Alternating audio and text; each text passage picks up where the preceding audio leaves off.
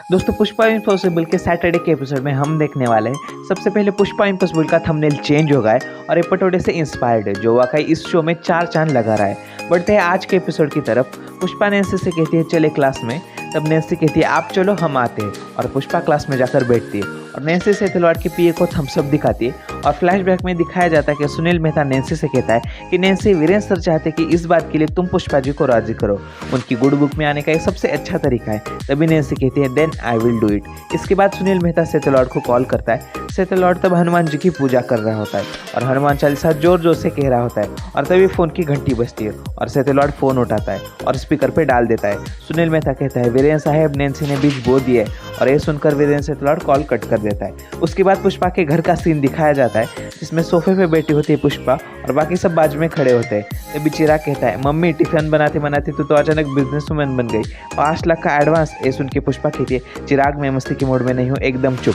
तभी राशि पुष्पा से कहती है मम्मी दिस इज क्रेजी। तभी दीप्ति राशि के कान में कहती है क्रेजी नहीं स्केरी बोलो, इतने सारे पैसे देखकर देखो कितनी टेंशन में आ गई है, 5 लाख का चेक देखकर 10 लाख का बोझ ले लिया है माँ ने सर पर। फिर पुष्पा कहती है दीप्ति बैंक में अभी चेक मत डालना, पहले मैं सोचूंगी और फिर डिसीजन लूंगी।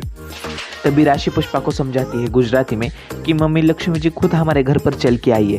फिर पुष्पा कहती है वो सब ठीक है राशि, पर यहाँ तो ऐसा लगता है कि लक्ष्मी जी खुद होली खेलने आई है। फिर पुष्पा कहती है चेक अभी मत डालो बैंक में, मैं पहले सोचूंगी, पहले ही बता देती हूँ। और फिर सुबह कॉलेज में नैन्सी और सलीम ने जो आइडिया दिया वो बताती है और फिर दीप्ति से कहती है कि दीप्ति पहले एडमिशन फॉर्म चेक कर कि उसमें कुछ ऐसा तो नहीं लिखा कि वहाँ पर पढ़ने वाले स्टूडेंट जो बुनाई करेंगे उस पर कॉलेज का अधिकार हो। दीप्ति फॉर्म चेक करती है बट वैसा कुछ नहीं होता और अश्विन और चिराग पुष्पा को समझाते हैं कि ऐसा कुछ नहीं हुआ।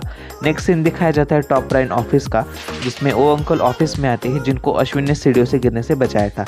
जो इंटरव्यू लेने वाली मैडम उनको चेयर पर बिठाती है तब नोटिस करते हैं कि उनके पैर पर कुछ तो हुआ है।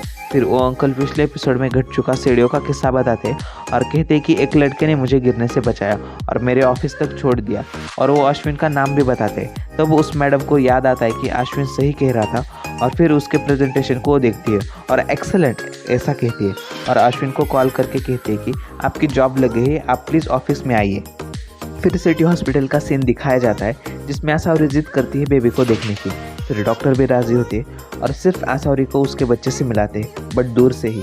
इन्फेक्शन का खतरा बताकर वो किसी और को देखने के लिए मना करते हैं। फिर चिराग न्यूज़ स्पॉट के बारे में पुष्पा और दीप्ति को बताता है कि वहाँ से उसे कॉल आया था और मिलने के लिए बुलाया है और चिराग निकल जाता है। पुष्पा दीप्ति को अपने बच्चों को पहली बार देखने में कितनी खुशी होती है वो बताती है और अश्विन को पहली बार देखने के बाद वो भी वैसे ही खुश थी ऐसा वो दीप्ति को बताती है।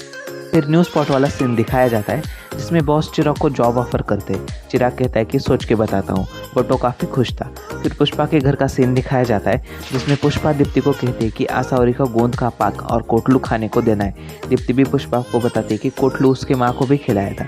जैसे कि मैंने पहले बताया अश्विन को जॉब के रिलेटेड फ़ोन आता है तब पुष्पा और दीप्ति को सारा जुगाड़ समझाता है और सब खुश होते हैं और खुशी से अश्विन दीप्ति को गले लगाता है। फिर पुष्पा कहती है मैंने कुछ नहीं देखा, मेरी आँख में कचरा चला गया था।